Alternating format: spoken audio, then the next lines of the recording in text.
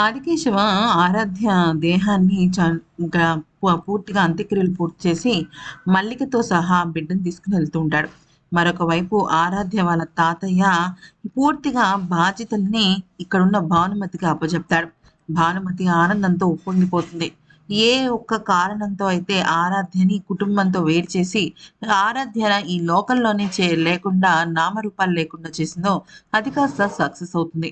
అయితే ఇక్కడ ఇంకొక పాయింట్ ఏంటంటే, ఆదికేశవ ఇంటికొస్తాడనమాట.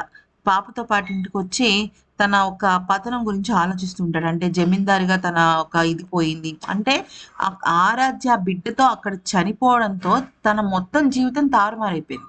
సరే అని తన భార్య తలుపు కొడితే ఇక నుంచి నువ్వు నాకు లేవు అని చెప్పేసి బొట్టు, కాటుక ఇవన్నీ తీసేసి, పూలు నేలకేసి కొట్టి, గాజులు పగలగొట్టుకొని, నువ్వు మా ఇంటికి రావడానికి వీల్లేదు అంటూ మొగుడిని పూర్తిగా దూరం పెడుతుంది.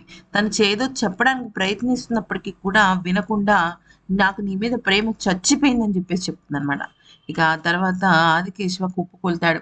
పాపేమో ఏడుస్తుంటే ఆ బాబు తలుపు తీయమ్మా, తలుపు తీయమ్మా అని ఏడుస్తుంటాడు. కానీ అక్కడ ఆ రమ్య మాత్రం తలుపు తీయకుండా అలాగే కూర్చుని పోతుంది. ఎక్కడ ఆరాధ్య, ఎక్కడ ఆదికేశవ, ఎక్కడ రమ్య, ఎక్కడ పాప వీళ్ళందరినీ కలిపే క్రమంలో అసలు ఎటు ఎవరి జీవితం ఎటెళ్తుందో అర్థం కావట్ల. అసలు పాపం ఈ అబ్బాయి చేసిన తప్పే లేదు. ఎవరో ఒక అనామకురాలు వచ్చి చనిపోతుంది అక్కడ. ఆ పిల్లాడేమో తెలిసి తెలియని వయసులో చెల్లి అంటాడు. అంతే. ఇతని జీవితం తారుమారైపోయింది.